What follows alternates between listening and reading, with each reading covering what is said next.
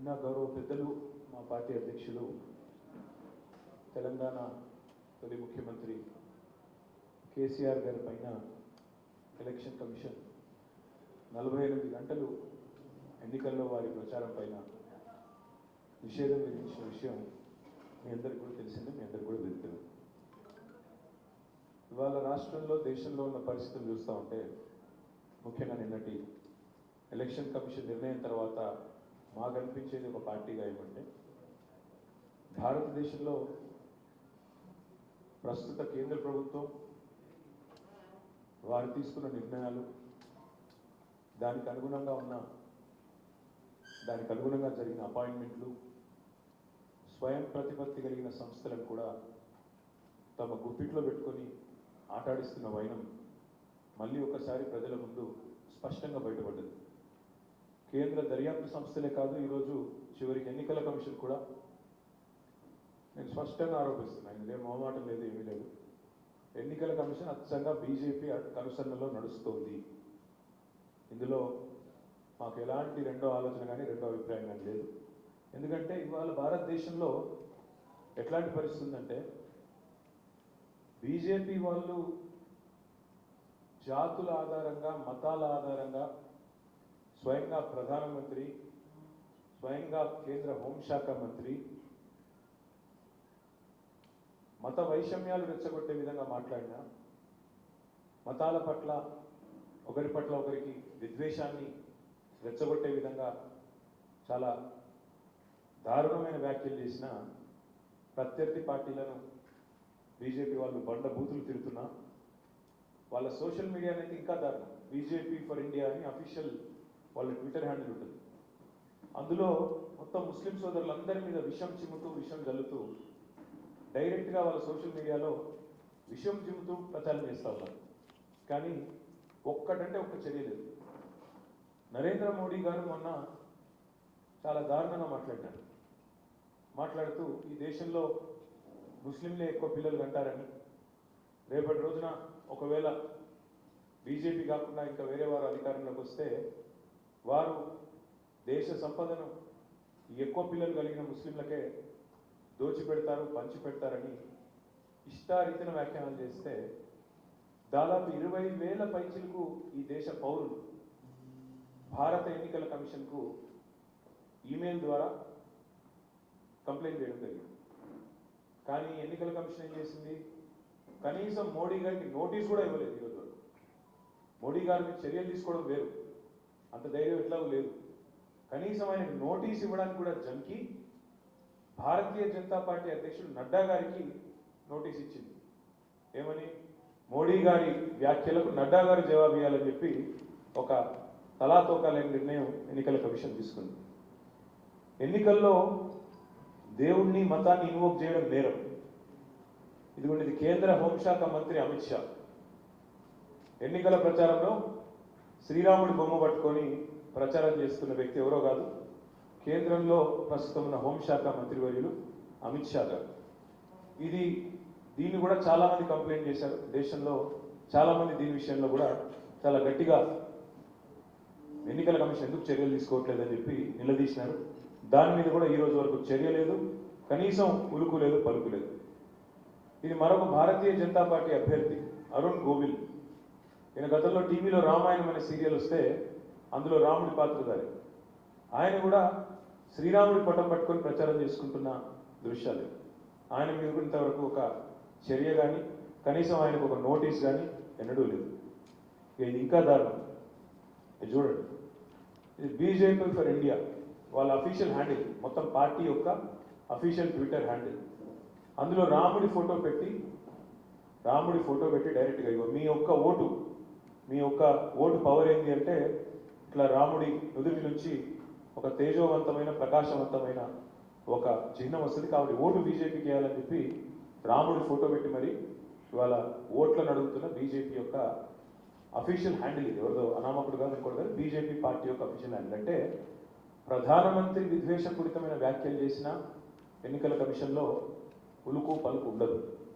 అదేవిధంగా కేంద్ర హోంశాఖ మంత్రి స్వయంగా రాముడి ఫోటో పట్టుకుని ఓట్లు అడుక్కున్నా ఉలుకుండదు, పలుకుండదు. వాళ్ళ అభ్యర్థులు అదే విధంగా చేసినా ఉలుకు పలుకుండదు. మత విద్వేషాలను రెచ్చగొట్టే విధంగా, హిందువులను ముస్లింలను విభజించే విధంగా పార్టీ అఫీషియల్ హ్యాండిల్ నుంచి దాడి జరిగినా ఎన్నికల కమిషన్ మేల్కోదు. కానీ అదే కేసీఆర్ గారి విషయానికి వస్తే మాత్రం ఆగ్ర మేఘాల మీద ఒక నోటీస్ ఇచ్చినారు.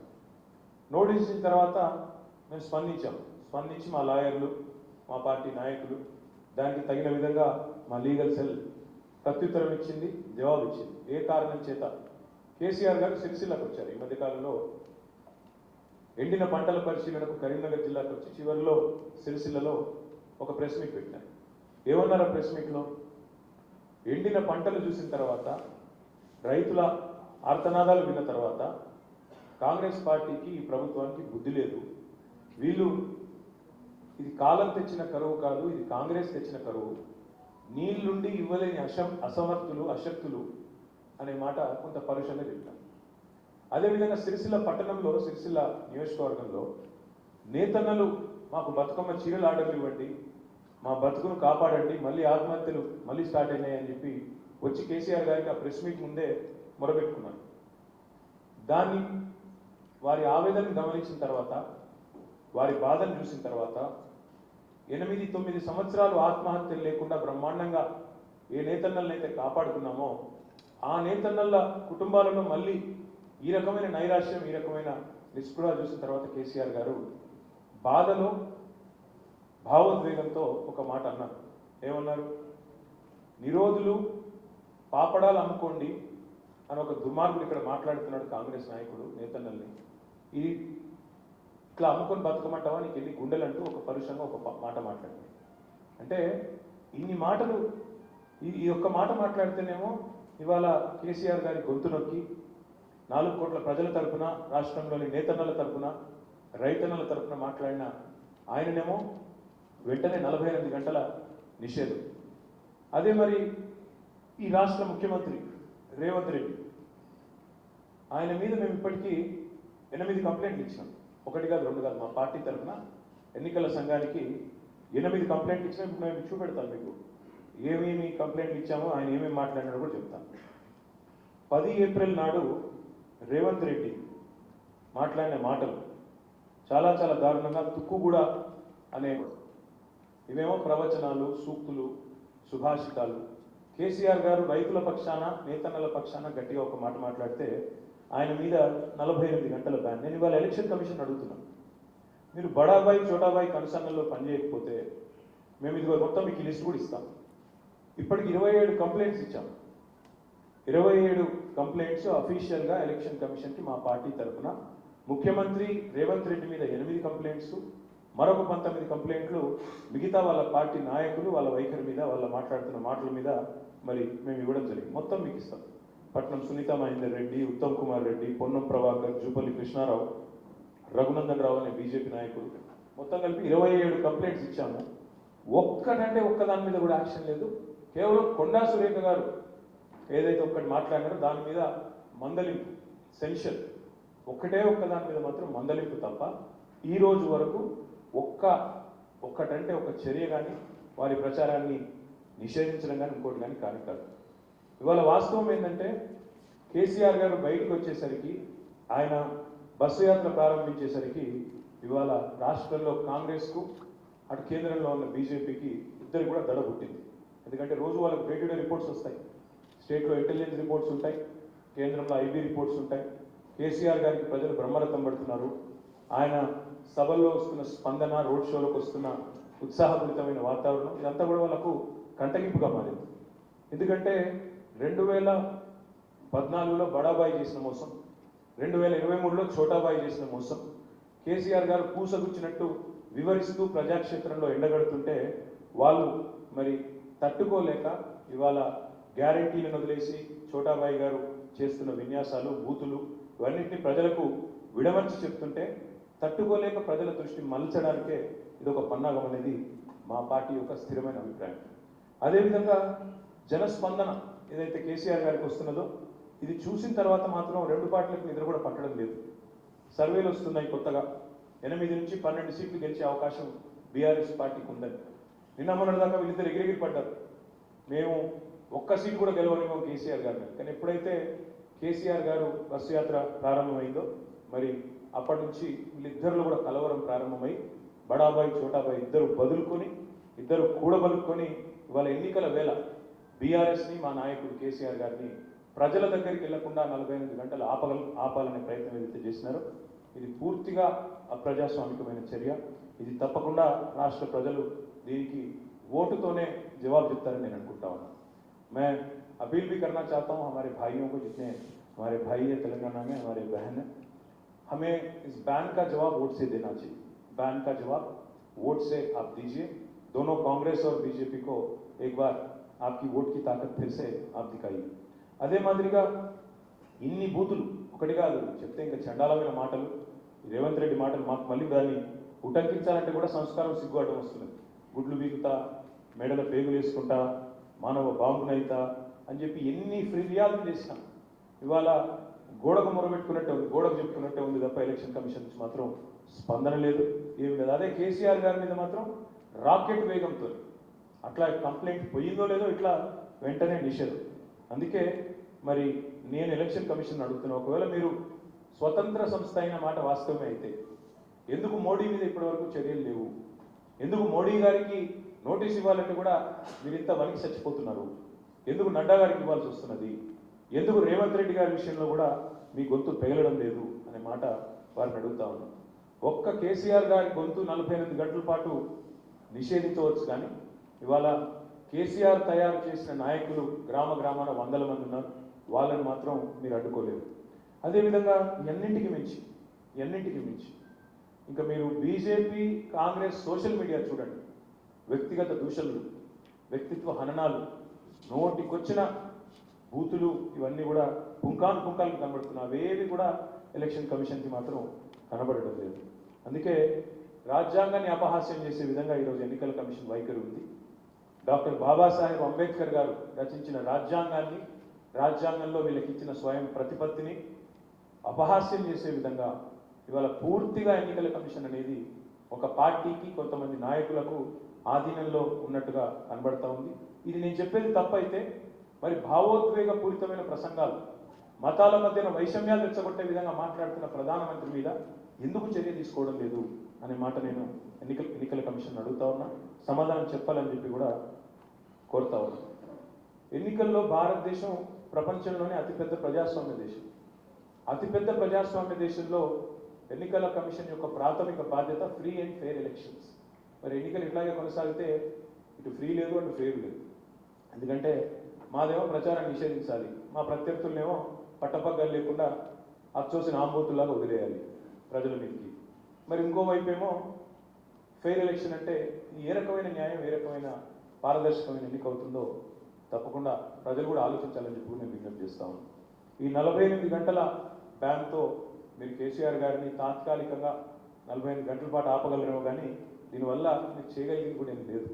అందుకే నేను రాష్ట్ర ప్రజలకు కూడా చేసే విజ్ఞప్తి, వీళ్ళ అరాచకాలకు, వీళ్ళ అధీనంలో పనిచేస్తున్న ఏజెన్సీల అరాచకాలకు అడ్డుకట్ట వేయాలంటే తప్పకుండా इस बैन का जवाब वोट से दीजिए और बीआरएस को अच्छी तादाद से जिताइए. ఇంకొక అరాచకమైన ఇంకొక అంశం కూడా మీ దృష్టికి నేను తీసుకొని రాబోతా ఉన్నాను. మొన్న మార్చ్ 18 నాడు ఉస్మానియా యూనివర్సిటీలో ఒక రొటీన్గా జరిగే కార్యక్రమం, నార్మల్ కోర్సులో ఎండాకాలం వచ్చినప్పుడు చీఫ్ వార్డెన్ ఒక ఆయన ఉస్మానియా యూనివర్సిటీలో ఉన్నారు. ఆయన ఒక నోటీస్ ఇష్యూ చేసినారు.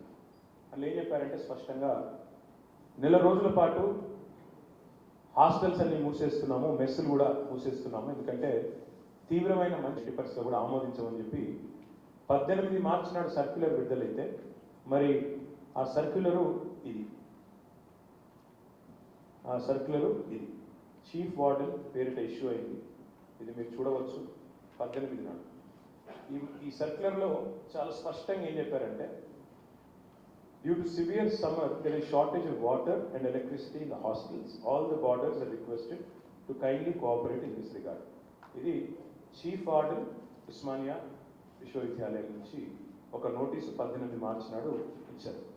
దీన్ని నిరసిస్తూ పిల్లలు ధర్నాలకు దిగినాను.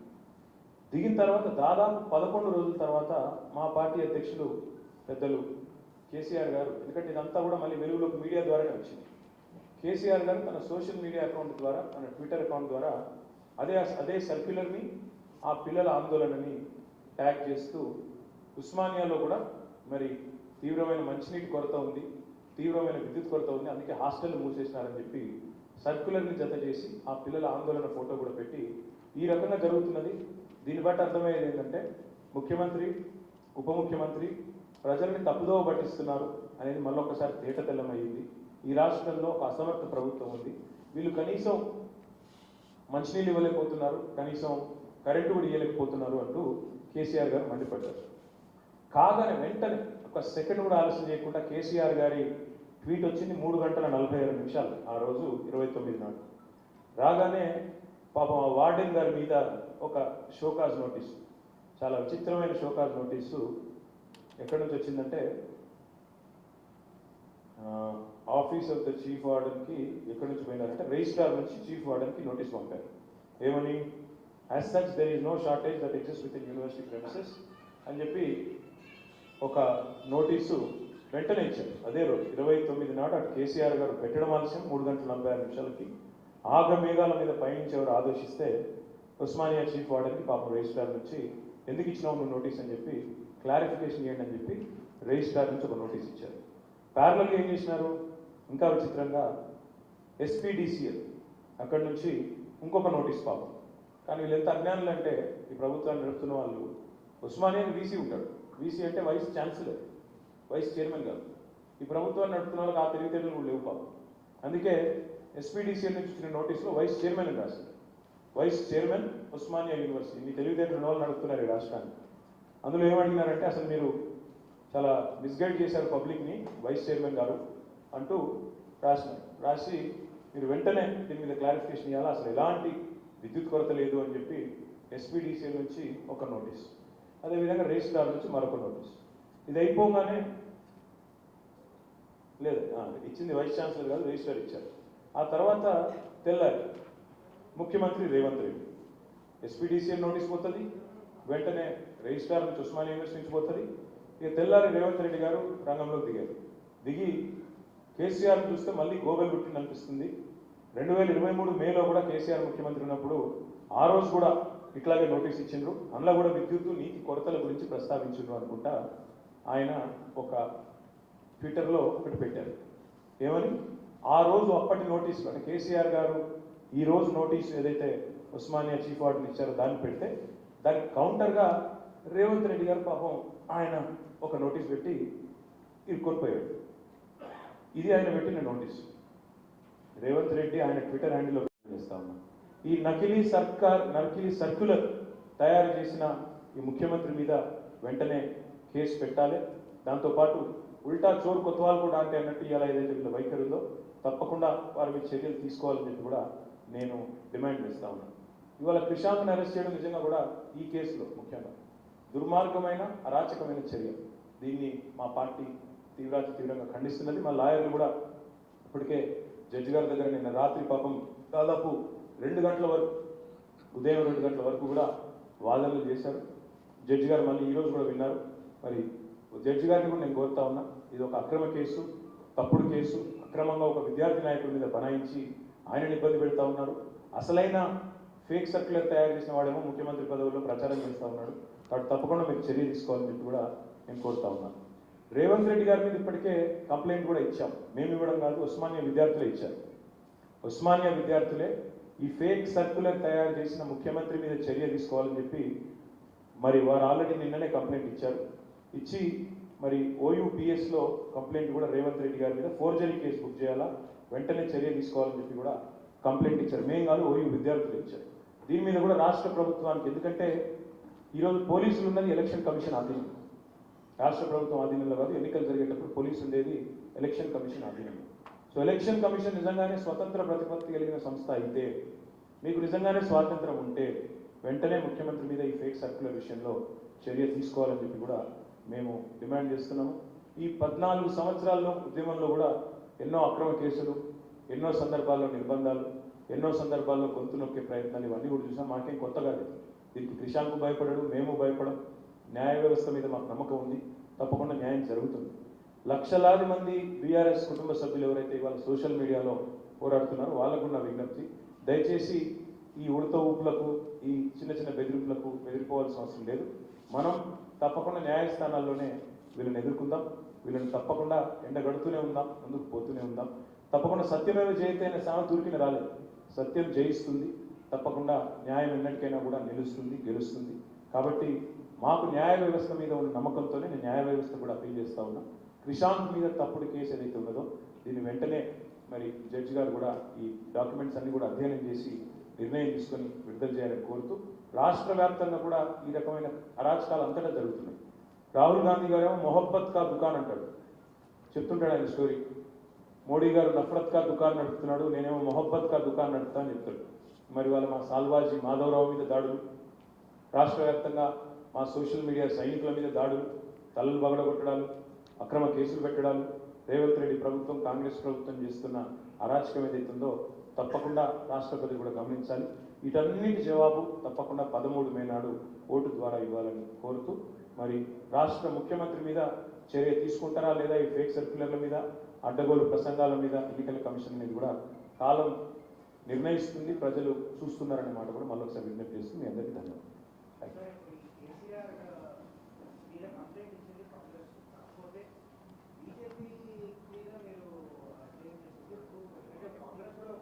కాంగ్రెస్ బీజేపీ వేరని మీరు అనుకుంటున్నారు, నేను అనుకోవట్లేదు. రెండో ఒకటే నేను అనుకుంటున్నాను. బడాబాయ్ చోటాబాయ్ ఇద్దరి యొక్క మరి ఆలోచనకు అనుగుణంగానే ఈసీఐ నడుస్తుంది నేను అంటున్నాను. ఏం నోటీస్ ఇచ్చారు? ఇవ్వని నోటీసులు ఇచ్చినట్టుగా అట్లా చిల్లర ప్రచారం చేసుకోవడం, దానికి మీడియా వంత వాడడం అది మీ మీ మీ అవగాహన. దాన్ని ఏం చేయగలిగి లేదు. ఆయన ఇవ్వని నోటీస్ ఇచ్చినట్టు ప్రచారం చేసుకుంటాడు, బయట పోయి గొంతులు చించుకుంటాడు, అమిత్ షాను అరెస్ట్ చేస్తున్నాడని. షాడో ఫైటింగ్ అంటారు దీన్ని. నువ్వు కొట్టినట్టు చేయి, నేను ఏడ్చినట్టు చేస్తా, ఇద్దరం యాక్టింగ్ చేసి ఇద్దరం లాభపడదామని ఒక చిల్లర ప్రయత్నం తప్ప ఇంకోటి కానే కాదు. 100% ఎలక్షన్ కమిషన్ కనుక స్వతంత్ర ప్రతిపత్తి కలిగిన సంస్థ అయితే మోడీ మీద చర్య తీసుకోవాలి, రేవంత్ రెడ్డి మీద చర్య తీసుకోవాలి. వాళ్ళకు స్వాతంత్రం అనేది ఉంటే, స్వతంత్ర ప్రతిపత్తి ఉంటే, వెన్నుముకు ఉంటే తీసుకోమని డిమాండ్ చేస్తున్నా. తప్పే ప్రజాస్వామ్యాన్ని అడిగే హక్కు లేదమ్మా, అడగండి. Thank you. ఎస్ బాత్. This is related to Krishank's issue. Yes. You said if the EC is independent, since administrative control of all government organs are with the election. Not all government organs. I mean the police and police, yeah. Primarily police, right. Law and order. Okay, I stand corrected. Law and order. Will you also be approaching the EC on this issue, or have you already approached the EC on this? We've already approached the EC as well. The thing is, we've already seen the matter is sub judice. We're already in a court of law. Our lawyers, like I said, have been fighting till 2 a.m. in the morning today. The matter is sub judice. But we'll also raise it to the EC again. We've raised it once, we'll raise it again, because the matter is serious. Forging a document, misleading the people in the course of an election is something which is extremely serious. So the election commission needs to free the person who is actually standing for the right. ఎవరైతే వాస్తవికమైన original సర్క్యులర్ని బయట పెట్టారో, ముఖ్యమంత్రి చెప్పింది forgery, ముఖ్యమంత్రి చేసింది forgery అని చెప్పారో ఆయనని జైల్లో పెట్టడం ఏంటి, ఫోర్జరీ చేసిన ముఖ్యమంత్రి మీద చర్య తీసుకోకపోవడం ఏంటనేది మా ప్రధానమైన విమర్శ లేదా డిమాండ్. Thank you.